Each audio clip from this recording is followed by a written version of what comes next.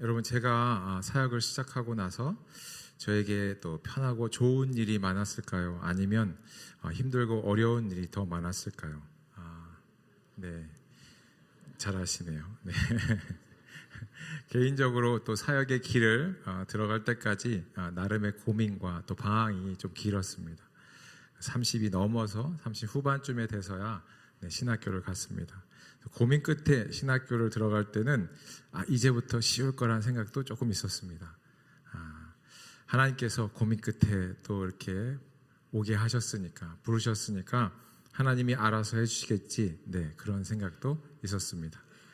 근데 여러분, 목회자의 길로 들었으니 결코 쉽지 않는 길이더라고요.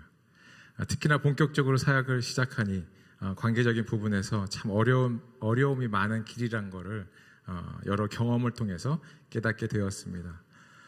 사역하는 동안 저는 초등학생부터 작년에 이르기까지 짧은 시간이었지만 정말 다양한 성도님들을 만나게 되었습니다. 근데 만나게 되는 분들이 처음부터 잘 대해주시는 분도 있지만 그렇지 않은 분들도 계셨습니다. 그리고 여러 가지 모습으로 이렇게 어렵게 대하시는, 저를 어렵게 대해주시는 분들을 만나게 되면 순간적으로 이게 고난이 아닐까라는 그런 생각도 든 적도 있습니다. 여러분, 특히나 중학교 학생들이 제게는 힘들었습니다. 농담으로 북한군들이 우리나라 군인들보다 더 중학생들을 무서워서 남침을 못한다고 얘기를 하잖아요. 중학생들은 질풍노도의 시기를 겪는 존재들이기 때문에 그들을 상대하는 것은 정말 어마어마합니다. 제가 한 친구를 이해할 때까지 1년이 걸리는 경우도 있습니다. 뭐 누구누구야 부르면 얼굴도 안 쳐다봅니다. 네, 이러고 그냥 가버립니다. 그리고 1년이 지납니다. 여러분들도 중2의 자녀분들이 있으시면 아마 공감하실 겁니다. 제가 처음 사역할 때는 제발 중학생들만 맞지 말자. 소통에 어려움이 있겠다 생각했습니다. 근데 하나님께서는 제게 중등부 사역을 제일 많이 시켜주셨습니다. 한 번은 안수 집사님의 자녀의 또 중3 학생 기흥이라는 친구가 있었습니다. 오랫동안 아이를 갖지 못해서 안수 집사님이 또 기도의 응답으로 얻은 친구였기 때문에 이름이 기응입니다. 기도의 응답. 그런데 그 친구의 키는 또래에 비해서 좀 작았습니다. 근데 참 똘똘했습니다. 특히나 그 안수 집사님 아버지와 토요일 밤이 되면 그 근처 천문대에 별을 보러 갈 만큼 우주와 별에 대해서 관심도 많고 또 해박한 지식도 그 또래보다 훨씬 더 많이 알았습니다. 왜냐하면 성인 전문가들이랑 대화가 가능할 정도였으니까요. 그래서 그 친구가 우리 안수 집사님 손에 이끌려서 예배에 나오면 꼭 가운데 앉았습니다. 한 30명쯤 넘는 친구들 그 중간에 앉았습니다. 중간에 앉아서 제가 설교를 이렇게 하게 되면 제 설교에 자신이 생각하는 그 논리적인 것과 맞지 않으면 고개를 이렇게 젓습니다. 그러면 제가 가장 가운데 앉아 있었기 때문에 눈에 항상 거슬립니다. 다른 분을 보고 해도, 다른 친구를 보고 해도 가운데 그 친구가 이렇게 하는 게 생각이 나서 그러면 저도 모르게 속으로 부글부글 하면서 설교를 하게 되는 경우가 종종 있었습니다. 영적으로 보면 제 설교를 방해하는 것이었죠.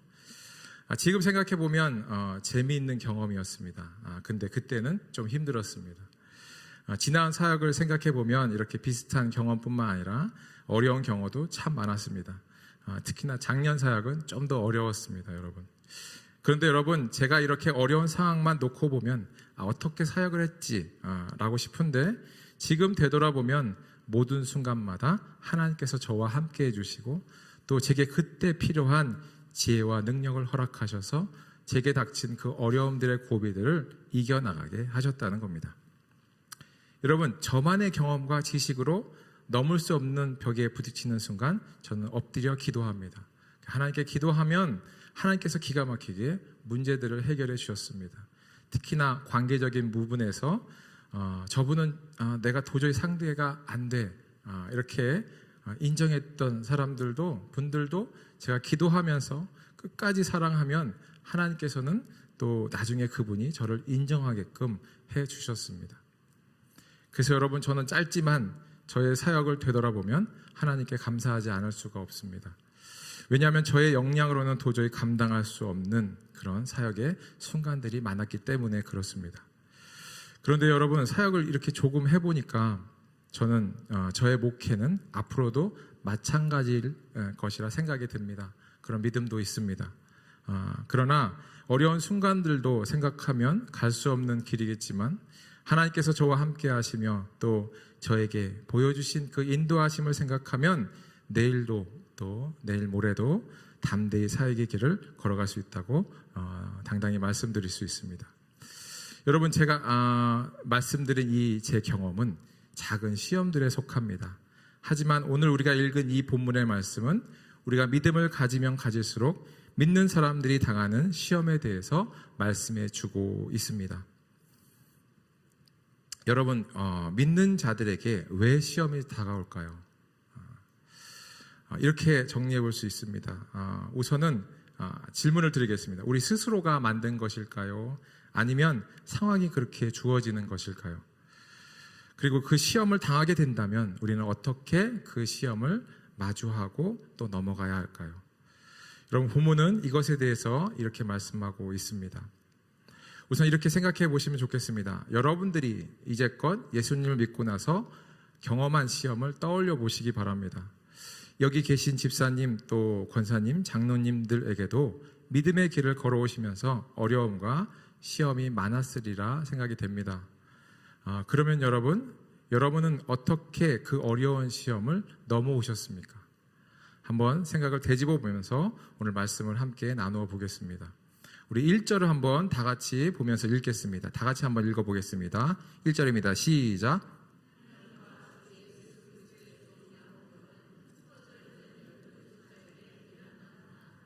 네, 12지파에게 무난하노라. 여러분, 우리가 성경을 읽을 때 성경에 있는 역사적 배경을 알고 성경 본문을 보게 되면 하나님께서 하시는 말씀의 의도를 우리가 더 잘 깨달을 수 있습니다. 먼저 야고보서의 배경을 말씀을 드리면 야고보서를 저술한 자는 누구일까요? 네, 야고보겠죠. 네. 그러면 그 당시 성경에 나오는 야고보가 많습니다. 그냥 일반인들도 많고 12제자 중에 예수님의 12제자 중에 야고보도 있고 또 예수님의 동생 중에 야고보란 인물도 있습니다. 누구일까요, 여러분? 네. 여기서 말하는 야고보는 예수님의 친동생이 맞습니다. 성경에 보면 동생 야고보는 처음에는 예수님을 메시아로 또 그분의 신성을 인정을 하지 않다가 나중에 예수님을 자신의 그리스도로 또 영접하였고 또 영접하고 나서는 예루살렘 교회의 지도자 중 한 사람으로 큰 역할을 담당했던 그런 자입니다. 갈라디아서 2장에 보면 바울은 요한과 베드로 더불어서 야고보가 초대 예루살렘 교회의 기둥과 같은 또 지도자였다고 말을 하고 있습니다.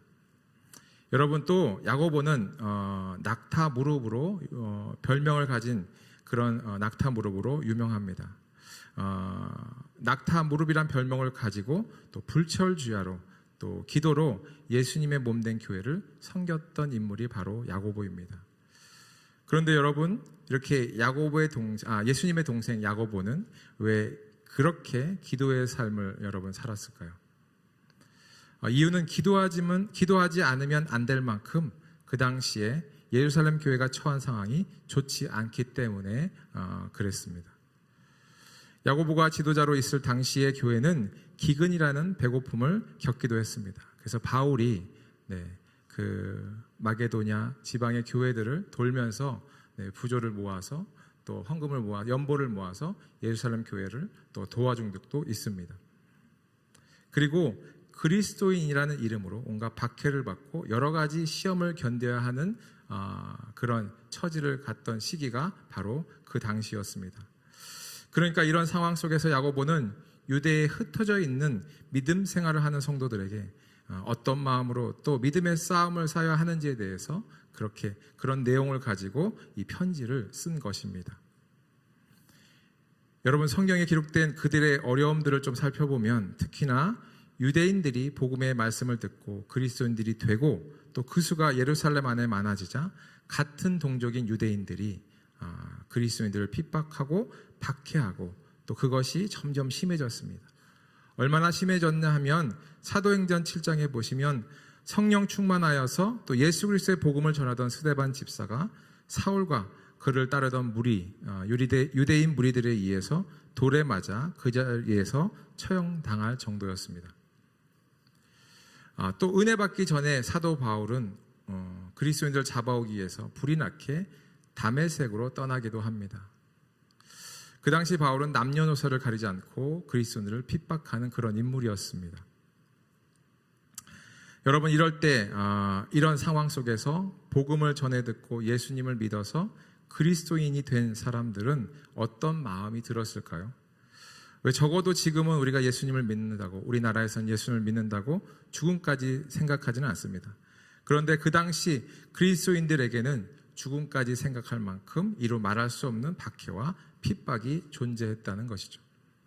그리고 그것도 박해를 가하는 사람들은 다른 민족이 아닙니다. 얼마 전까지만 해도 이웃과 친구로 지냈던 사람들에게 박해를 당하는 것이니 정말 그들은 쉽지 않았을 것입니다. 여러분, 이쯤에서 여러분, 그러면 왜 그리스도인들이 진리이신 예수님을 믿을 뿐인데 왜 믿는 자들에게 고난과 시험이 찾아올까요? 여러분, 예수님을 믿는다는 그런 것은 다른 이들에게 별반 피해를 주는 일도 아닌데 말입니다. 이렇게 생각해 볼 수 있습니다. 첫 번째 이유는 영적인 이유입니다. 영적으로 이 세상은 하나님과의 관계가 단절된 어두움에 있지만 예수님은 그 어둠을 밝히는 참된 빛이 되기 때문에 그들은 그 빛을 싫어해서 미워하고 박해하고 또 그들을 핍박하는 것입니다.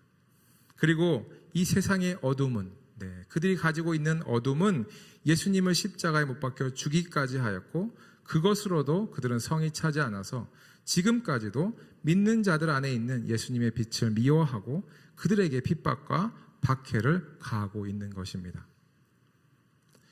여러분, 그리고 두 번째 이유는 우리 안에서 찾아볼 수 있습니다. 우리가 가지고 있는 죄악된 모습이 아직까지 우리 안에 남아있기 때문에 그렇다는 것입니다. 여러분, 예수님을 믿으면 우리에게는 당연히 그 믿음으로 천국의 백성이 되는 특권이 주어집니다. 그러나 우리 안에는 여전히 죄된 본성이 있기 때문에 예수님께서 다시 오시는 그날까지 우리의 죄악된 본성을 매일 십자가 앞에 죽어가며 또 살아내야 하는 의무가 존재하기 때문에도 그렇습니다. 좀 더 구체적으로 성경의 말씀을 가지고 표현하면 이렇습니다. 성경은 우리의 구원을 이렇게 말씀합니다. 하나님의 아들이신 예수 그리스도를 믿음으로 우리는 구원을 얻는다고 말씀하고 있습니다. 그리고 빌립보서 2장 12절에는 우리의 구원에 대해서 이렇게도 말씀하고 있습니다. 그러므로 나의 사랑하는 자들아, 너희가 나 있을 때뿐 아니라 더욱 지금 나 없을 때에도 항상 복종하여 두렵고 떨림으로 너의 구원을 이루라 라고 말씀하고 있습니다. 여러분, 이 구원에 관련된 말씀들을 종합해서 생각해 보면 이렇게 정리할 수 있습니다. 시험은 원래도 예수님을 믿음으로 세상이 주는 시험도 우리에게 찾아오지만 또 우리 안에 있는 죄악된 뿌리 때문에 여전히 우리 안에서 영과 육의 싸움이 일어나는 것이라 정리해 볼 수가 있습니다. 여러분, 이러한 시험이 늘 우리 안에 그리고 우리 주변에 존재하고 있는데 그러면 우리는 이제 어떻게 이 시험을 상대하고 넘어가야 할까요? 오늘 그 답을 2절의 말씀에서 찾아보겠습니다. 우리 2절의 말씀 다 같이 한번 읽어보겠습니다. 시작.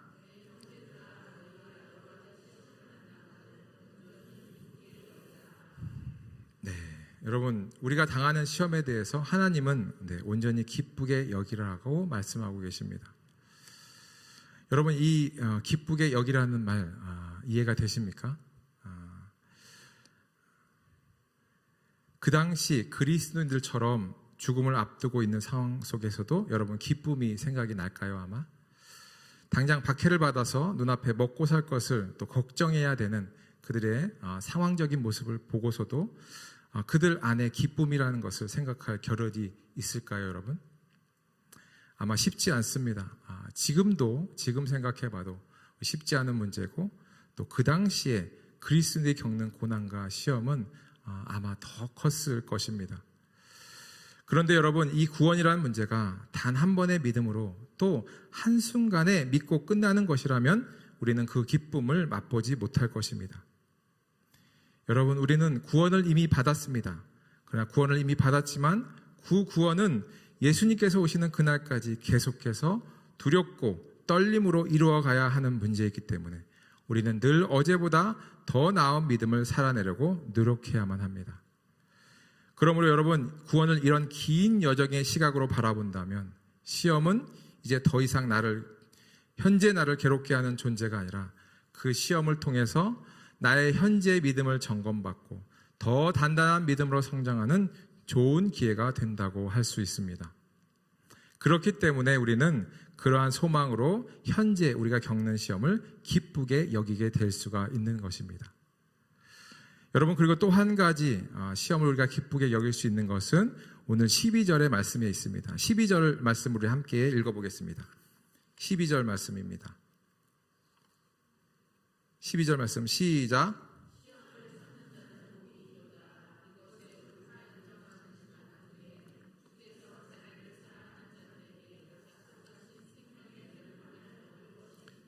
네. 구원을 받아 시험을 통과하는 우리들에게는 영원한 생명의 면류관이 주어지기 때문에 우리는 본질적으로 또 근원적으로 기쁨을 가지고 천국을 늘 바라보면서 시험을 통과할 수 있게 되는 것입니다. 그리고 마지막으로 우리가 기뻐할 수 있는 것은 이것입니다. 우리가 예수님을 믿으면서 또 여러 가지 시험을 통과하며 우리가 또 성장하다 보면 하나님께서 나와 함께 하심을 더 가깝게 느끼게 되고 그 친밀한 관계 때문에 느끼게 되는 그 기쁨도 우리는 무시할 수가 없습니다. 여러분, 이러한 사실을 믿으십니까? 네, 이러한 기쁨 또 믿음의 성장을 가져오는 기쁨, 네, 그리고 생명의 면류관을 온전히 바라보는 기쁨, 그리고 하나님과 친밀한 관계로 인한 그 기쁨을 온전히 누리시는 은혜가 있기를 바랍니다. 그러면 여러분, 이 믿음의 시험을 통해서 우리가 어떻게 성장하는지 말씀을 또 한번 보겠습니다. 첫 번째로 우리는 믿음의 시험을 통과하면서 인내를 배우게 됩니다. 3절의 말씀을 다 같이 한번 읽겠습니다. 3절입니다. 시작.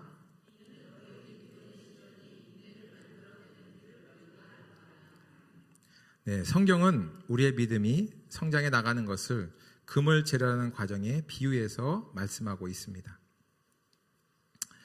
마치 순수한 금이 나오기까지 수많은 거칠고 힘든 재련의 과정을 거쳐야 하듯이 하나님께서 원하시는 우리의 믿음 또한 여러 가지 시험을 통과하면서 우리에게 인내와 연단의 과정을 요구하신다는 것입니다.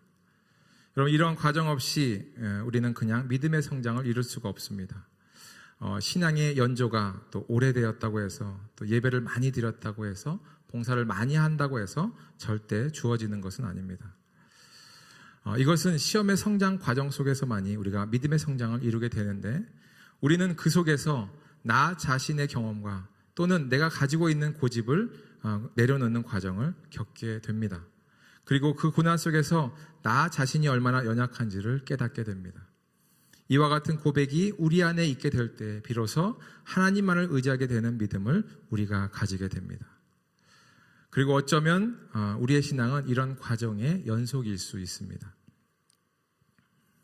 그리고 여러분, 이렇게 힘에 겹지만 매 순간마다 간신히 하나님을 의지하고 넘어가다 보면 우리의 신앙은 3절의 말씀처럼 말씀하신 것처럼 믿음의 인내를 배우게 되고 어느새 우리의 믿음은 하나님께서 원하시는 장성한 믿음의 분량까지 성장하게 될 것입니다. 다시 말해서 여러분, 우리는 시험을 통과하면서 믿음의 시험을 통과하면서 나도 모르는 사이에 예수님의 모습을 점점 닮아가고 그렇게 변화되며 살아가는 것입니다. 이러한 말씀을 우리 성경의 인물을 통해서 한번 조명해 보겠습니다. 그 인물은 바로 야곱의 아들 요셉입니다. 여러분들이 잘 아시다시피 이 요셉은 야곱의 아들 중 야곱이 가장 아끼는 그런 아들이었습니다. 아버지의 총애를 받다 보니 자신의 의지와 상관없이 늘 삶은 시험의 연속이었습니다. 왜냐하면 10명의 형들에게 늘 따가운 눈총을 받으며 살 수밖에 없었기 때문에 그렇습니다. 하나님께서 요셉에게 꿈을 주셔도 똑같았습니다. 왜냐하면 요셉이 그 꿈을 형들에게 얘기하니 오히려 형들의 시기는 더 커져 버렸기 때문에 그렇습니다. 그런데 여러분, 요셉은 결국 이렇게 형들의 시기와 질투로 애굽의 보디발 장군의 노예로 팔려가게 됩니다. 그런데 형들이 자신의 종을 팔았음에도 요셉에게는 하나님을 신뢰하는 믿음이 늘 존재했습니다. 그래서 요셉은 노예가 되어서도 절망하거나 또 낙심하지 않았습니다.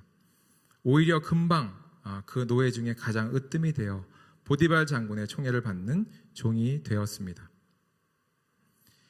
여러분, 요셉에게 일어난 시험이 이쯤에서 끝나면 해피엔딩이겠지만 하지만 이런 일도 벌어집니다.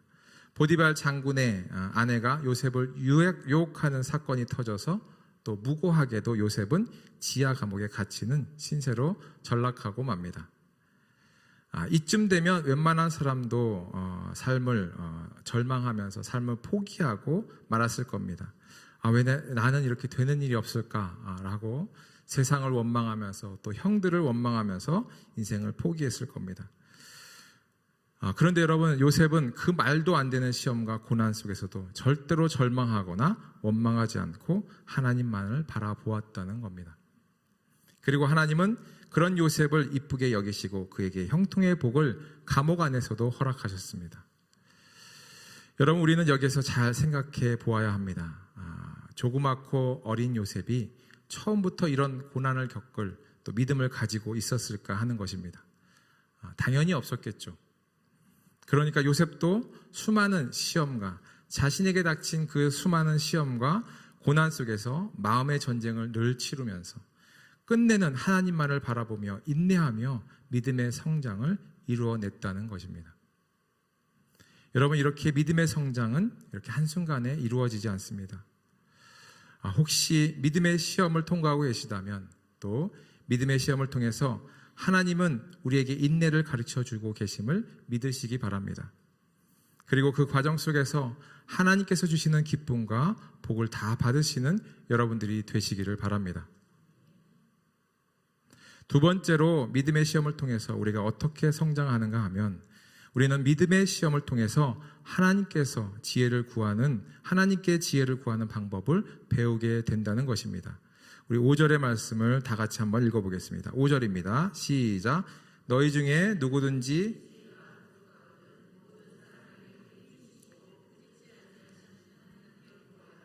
그리하면 주시리라. 하나님께서는 우리에게 시험을 허락하실 때 그냥 무조건 스스로 그 어려움을 딛고 일어나게 하지 않으십니다.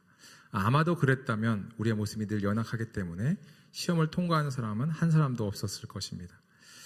하나님은 우리에게 좋은 것을 한 번에 허락하지 않으십니다. 우리의 기도를 듣고 좋은 것을 한 번에 허락하지 않으십니다.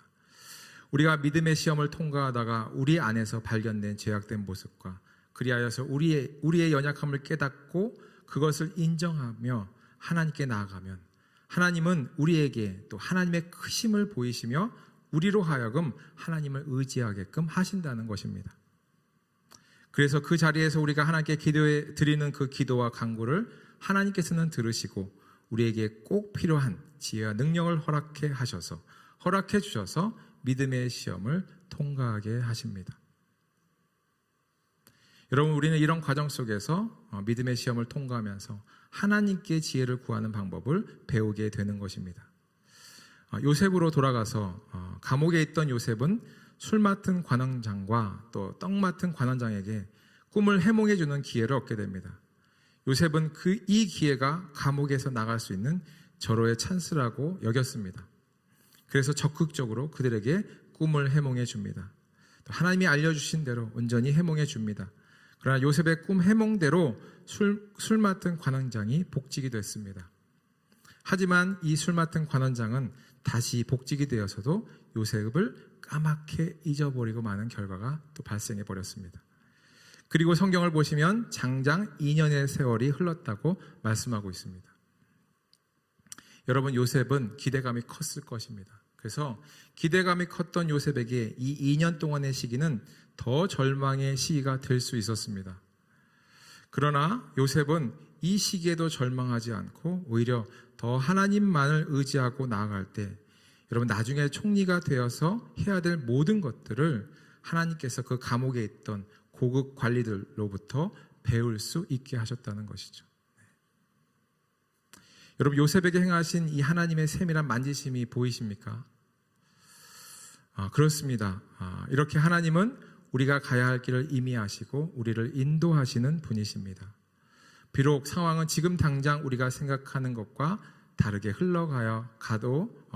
간다 하여도 그렇습니다. 그래서 여러분 우리는 이런 하나님을 언제나 신뢰하고 의지하면서 그분에게 때에 맞는 지혜를 구하며 하나님 앞으로 나아가야 하겠습니다. 사랑하는 성도 여러분, 이렇게 언제나 신실하신 하나님만을 의지하시면서 우리에게 필요한 모든 것을 후히 주시는 하나님께 지혜를 구하시며 또한 하나님께서 예비하신 큰 뜻을 발견하시는 그런 은혜가 저와 여러분들에게 있기를 바랍니다. 마지막으로 우리는 믿음의 시험을 통해서 무엇을 얻게 되냐 하면 바로 거센 풍랑과 말씀처럼 거센 풍랑과 바람에도 흔들리지 않는 그런 믿음을 얻게 된다는 것입니다. 오늘 6절과 8절의 말씀을 다시 한번 우리 함께 읽어보겠습니다. 6절부터 8절의 말씀입니다. 시작.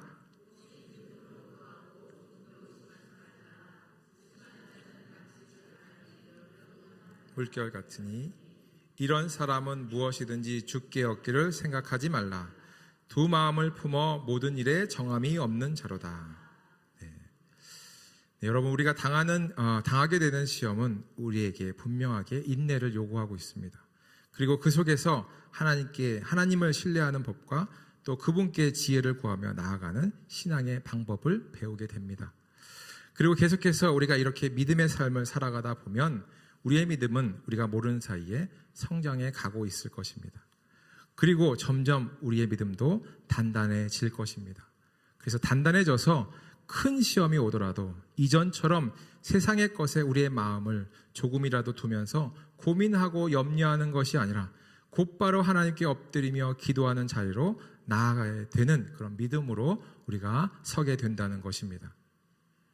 여러분 하나님은 우리의 믿음을 이렇게 의심이 조금도 없는 순전한 신앙의 모습으로 지금도 우리를 이끌고 계시고 이것이 바로 하나님께서 원하시는 믿음의 장성한 분량인 것입니다.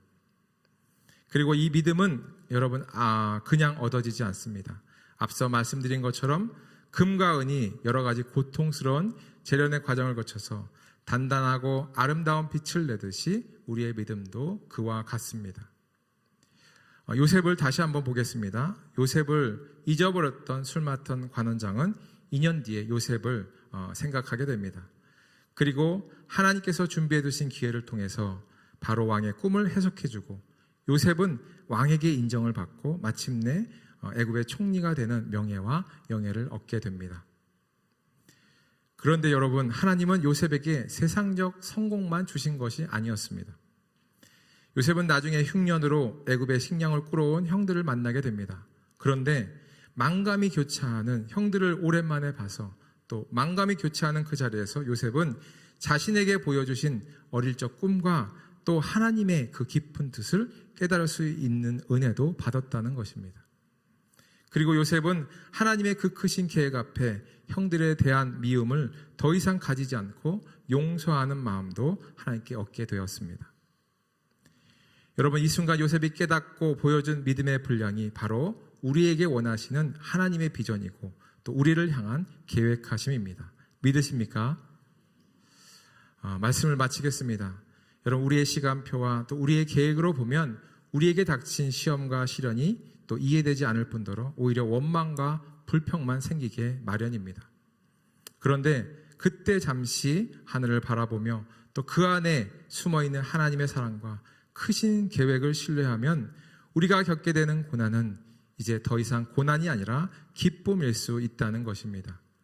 왜냐하면 고난 뒤의 결과는 언제나 온전해진 나의 모습의 믿음의 모습이기 때문에 그렇습니다. 여러분 시험을 통과하고 계십니까? 아니면 그 시험 때문에 잠시 주저앉아 계십니까? 이 모든 것은 우리의 영광을 위해서 하나님께서 우리에게 베푸신 과정일 뿐입니다. 사랑하는 성도 여러분, 하나님의 신실하심과 또 또 그분의 높으심을 사모하시며 온전히 그 믿음의 시험을 통과하시는 은혜가 있기를 바랍니다. 그리고 믿음의 시험을 온전히 통과하셔서 오늘의 말씀처럼 약속하신 생명의 영광된 면류관의 주인공들이 다 되시기를 주님의 이름으로 축복을 드립니다.